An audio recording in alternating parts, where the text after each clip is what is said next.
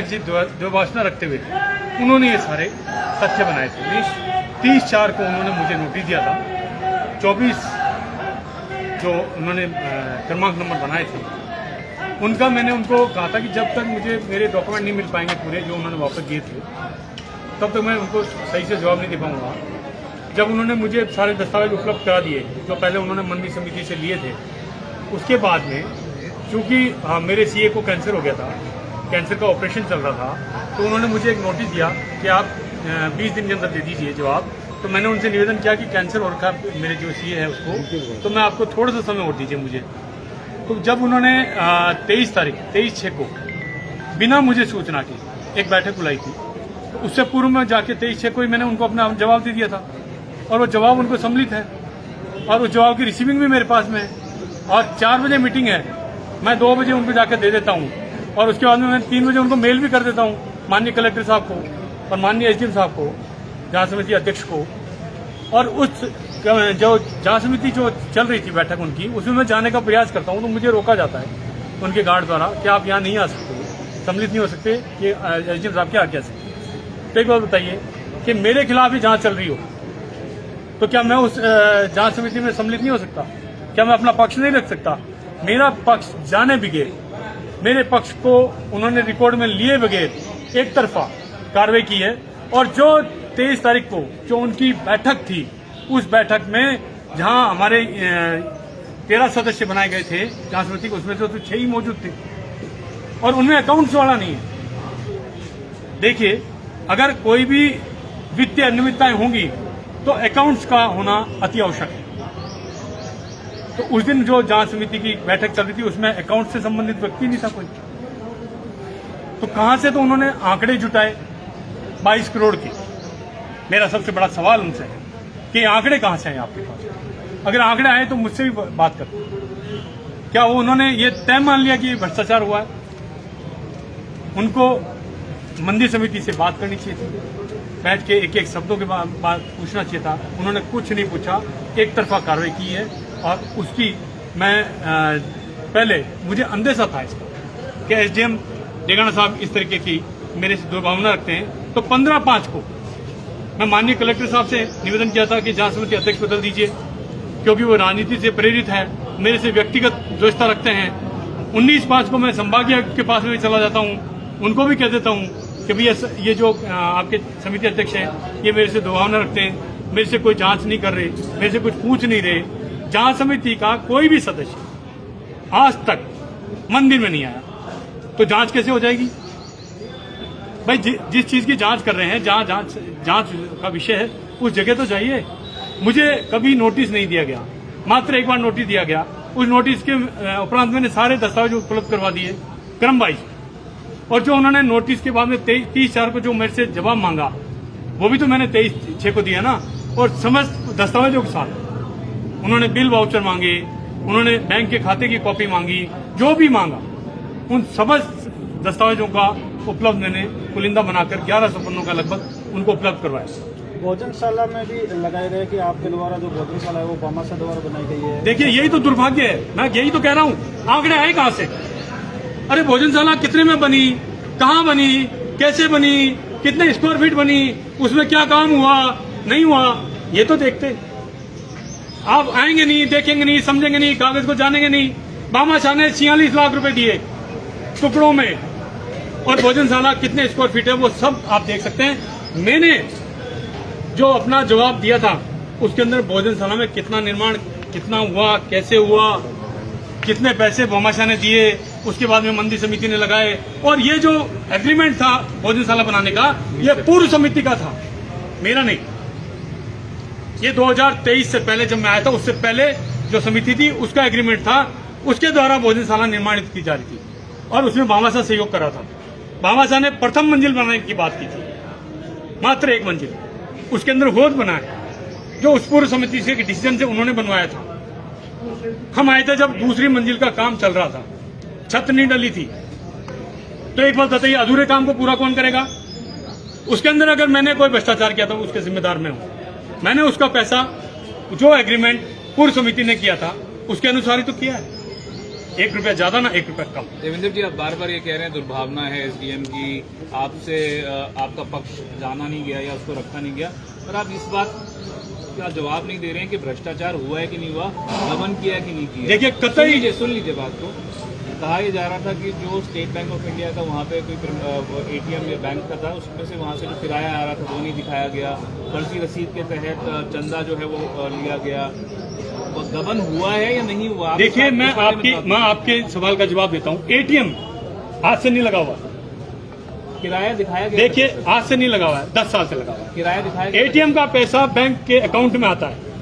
ये तो आप भली भांति जानते हैं पत्रकार महोदय कि जो भी सरकारी बैंक होगा या सरकारी बैंक के अलावा प्राइवेट बैंक होंगे, वो सीधा बैंक के खातों में डालते हैं, जहां एटीएम लगाते हैं वहां पे, या किसी को भी भुगतान करते हैं, वो नगद नहीं देते। मैं पूछ रहा हूँ, रिकॉर्ड में बिल्कुल दिखाया गया है। कैसे नहीं दिखाए जाएंगे? एक बात बताइए, किसी के बैंक खाते में पैसा आएगा वो दिखाएगा नहीं? रिपोर्ट गलत है क्या? रिपोर्ट गलत है, जो एसडीएम द्वारा बिल्कुल सरासर गलत है।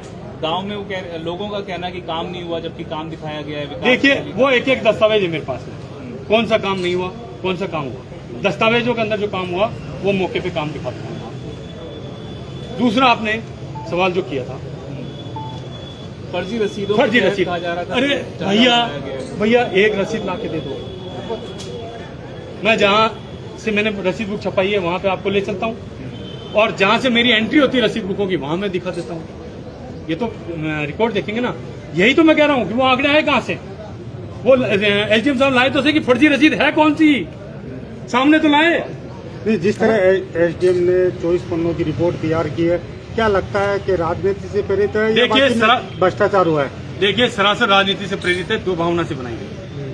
अगर मैंने 23/6 को बैठक से पूर्व उनको अगर रिकॉर्ड उपलब्ध करा दिया गया तो उसको सम्मिलित क्यों नहीं किया गया? मुझे सुना क्यों नहीं गया? अगर मीटिंग चल रही है तो उसे मुझे आने क्यों नहीं दिया गया? इससे आप क्या मानेंगे? राजनीति से प्रेरित है, दुर्भावना से। अगर किसी के विरुद्ध कोई कोर्ट में काम चल रहा है, कोर्ट में पैसी पड़ रही है, तो क्या उसको वहां पे अपनी सुनवाई करने का मौका नहीं देंगे? बट अगर स्थानीय निवासी ही कह रहे हैं कि जो उन्होंने काम का दावा किया है वो काम तो हुआ ही नहीं है गाँव में। देखिए, मैं तो यही तो कह रहा हूँ, बताइए ना, मैं आपके माध्यम से जानना चाहता हूँ और आपको ही बता दूंगा। ये जो दुकानदार होटल गेस्ट हाउस वाले ना, ये 2023 से जब से मैं जब से मेरे से दुर्भावना रखते हैं, क्योंकि मंदिर के अंदर हमने जब से भोजनशाला निर्माण हुई, उसके बाद में मुफ्त भोजन, निःशुल्क भोजन, चाय नाश्ता मिलने लगना, तब से तो हुआ। मेरे ऊपर क्या हमले नहीं किए गए? जिस दिन मैंने भोजनशाला प्रारंभ करी, पहले दिन भोजन वितरण किया निःशुल्क, उस दिन मेरे ऊपर हमला नहीं हुआ। उसकी रिपोर्ट मैंने सीसीटीवी फुटेज के साथ में कुचेरा थाने को दी है। हमला हुआ था? हमला हुआ मेरे ऊपर। किसने किया था? वही होटल गेस्ट हाउस वालों ने। मैंने नामदर्ज रिपोर्ट दर्ज करी ना, उसके अंदर सीसीटीवी फुटेज दिए ना। कब की बात है? ये 2023 की सितंबर के आसपास। नहीं, आप पे 22 करोड़ रुपए के गबन के आरोप लग रहे हैं, कितनी सच्चाई है? तो ये आंकड़े कहाँ से लाए? 22 करोड़? अच्छा, एक वो बताइए, मंदिर के साल का रुपया ही 5 से 6 करोड़ रुपया आता है, तो इसके हिसाब से तो हमने 3 सालों कोई काम ही नहीं किया। मनीष भाई, 22 करोड़ रुपए साल का बता रहे हैं, 3 साल का 5 से 6 करोड़ रुपए मंदिर के अंदर आता है, तो इसका मतलब तो मंदिर ने कुछ किया ही नहीं, सीधा सीधा पैसे खा गए। तो वो आंकड़े कहाँ से, वो तथ्य कहाँ से? ग्रामीण द्वारा ये भी कहा जा रहा है कि जो मंदिर समिति है उसका गठन दोबारा किया जाए, चुनाव करवाया जाए, लेकिन आप जिस प्रकार लंबे समय से 2 साल से इस पद पर हैं। देखिए, मंदिर समिति के अंदर चुनाव हुए थे, तो चुनाव के तहत ही में बना और सर्वसम्मति से चुनाव हुए थे, उसी के तहत में यहाँ पे बना। लेकिन जो पूर्व जो उपाध्यक्ष है समिति के, उन्होंने एक आरोप ये भी लगाया। देखिए, उन्होंने आरोप पहले भी लगाए थे, उसकी जांच भी माननीय रजिस्ट्रार महोदय द्वारा की गई थी। उनको नोटिस दिए गए थे, वो क्यों नहीं उपस्थित हुए, क्यों नहीं जवाब दिए? जब रजिस्ट्रेशन होने की बारी आई तब उन्होंने आपत्ति लगाई। चुनाव में वो सम्मिलित थे, बाद में आपत्ति लगाते हैं, उसके बाद में नोटिस जारी होते हैं रजिस्ट्रार द्वारा, तो उन नोटिसों का जवाब नहीं देते। 6 महीने तक नोटिसों का जवाब नहीं दिया गया। उसके बाद ही तो माननीय जो रजिस्ट्रार महोदय उन्होंने निर्णय लिया था। वो बता रहे हैं अब पूरे मामले में आप स्टाम्प भी लगाया गया। देखिए, सारे मैंने ये कहा ना, कोई भी है तो उसकी जांच हो जाएगी, हस्ताक्षर उनके हैं या नहीं वो जांच हो जाएगी। कहने को कोई कुछ भी कह सकता है, लेकिन जो भी होगा वो सच्चाई सब आपके सामने आनी है, और आनी भी चाहिए। जितनी सच्चाई है वो सबके सामने आनी चाहिए कि कहाँ क्या हुआ, कहाँ नहीं हुआ। आप क्या लास्ट एक सवाल, मैं- पूरे मामले को लेकर जिस तरह बुटाटी धाम पर ये चल रहा प्रकरण, क्या कहेंगे इस पूरे मामले मैं में? इतना कहूंगा कि जो एसडीएम साहब ने मनमर्जी से, दुर्भावना से जो रिपोर्ट बनाई है उसकी पुनः जांच हो, जांच रिपोर्ट वापस बने, हर एक तथ्य पे जांच हो, हर एक चीज पे जांच हो। जैसे अभी कहा गया कि भोजनशाला से संबंधित हो, किसी भी विषय पे संबंधित हो, एटीएम से संबंधित हो, समझ में आओगे नहीं तारे सुलभ कॉम्प्लेक्स के बारे में जांच हो, सब पे जांच। तू ये कि केस सबकी जांच होने के बाद तो मैं और काम में करूँ उसके बाद में सबके सामने वो जांच रिपोर्ट आनी चाहिए, निष्पक्ष जांच। एक हाईकोर्ट में भी प्रकरण चल रहा है, वो क्या मामला? देखिए मैंने कहा ना, पहले ही मुझे पहले ही ये पता था कि ये मैं एसडीएम साहब मेरे प्रति लेंगे, मैं हाईकोर्ट की शरण जाऊंगा। ठीक है, मनीष आगे आ जाओ। 1 मिनट सर, आप बताओ, आप पर आरोप लाग्यो हीरो आज तक के साथ कई खिलवाड़ हुई, आ बात बताओ।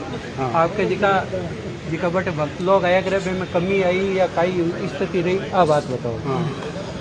देखिए, जो भी आरोप लगे हैं वो दुर्भाग्यपूर्ण, ऐसे आरोप नहीं लगने चाहिए थे। ये एक षड्यंत्र रच के, सोची समझी साजिश के तहत मंदिर समिति को, मंदिर को बदनाम करने का षड्यंत्र रचा गया और उसके तहत ये आरोप लगाए गए और इससे श्रद्धालुओं को कहीं ना कहीं ठेस अवश्य लगी है। तो मैं चाहता हूं कि माननीय कलेक्टर महोदय एक पुनः कोई जांच कमेटी गठित करे, चाहे तो वो सीबीआई से करा दे, हाईकोर्ट के दिशा निर्देश में करा दे, उच्च स्तरीय करा दे।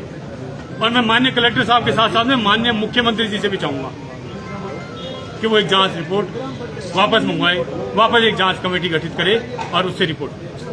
ठीक है, देवेंद्र जी बाइट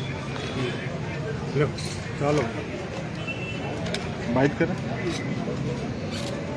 ठीक है, बाइट कर रहे हैं ना? हाँ बाइट मुद्दो तो बड़ी है, समान मुद्दा है का ही है, कटे जाओ मुद्दा पे ना बात ही होती। ये मंदिर समिति का पूरा नाम क्या है? श्री चतुराज महाराज। मैं तो एक चीज बताऊँ चाहूँ मैं वो रोल बात ये एक ही चीज है, गलत करी दुकान फूक आई मोदी साहब। चाहो देवेंद्र जी आवाज चाहो वोट वाला चाहो मैं हूँ गलत हुए ने रोल देवेंद्र जी ये बताएं, जो आरोप लग रहे हैं फाइनेंशियल प्रॉपर्टी के गबन के मंदिर समिति के ऊपर, उसके बारे में क्या कहेंगे? देखिए, एक मंदिर समिति के ऊपर वहाँ के स्थानीय दुकानदारों, होटल गेस्ट हाउस वालों ने शुरू से ही उन्होंने हमारे प्रति दुर्भावना कर रखी और उसको लेके वो बार बार मंदिर समिति को, मेरे को प्रताड़ित करते थे, धमकाते थे, मारपीट भी करी है।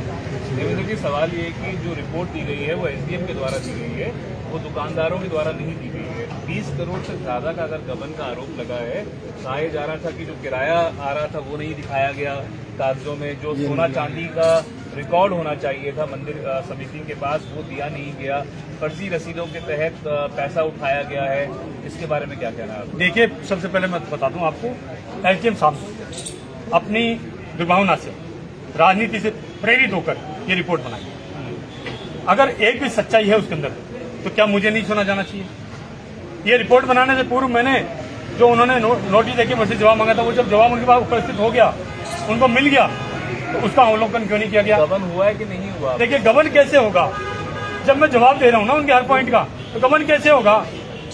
मंथली सालाना उसकी मंदिर समिति की आय जो चंदे के रूप में आती है वही 5 से 6 करोड़ है, तो आप लगा लीजिए 22 करोड़ कैसे होगा? आप जो भावना कह रहे थे, भावना किसकी है आपके प्रति और आपके पास क्यों है आपके पास? देखिए, एसडीएम साहब ने शुरू से मेरे प्रति बना रहे रुक जाना, तो साइड में गुस्सा करके नहीं जाएगी, क्यों दे रहे हो ऐसे?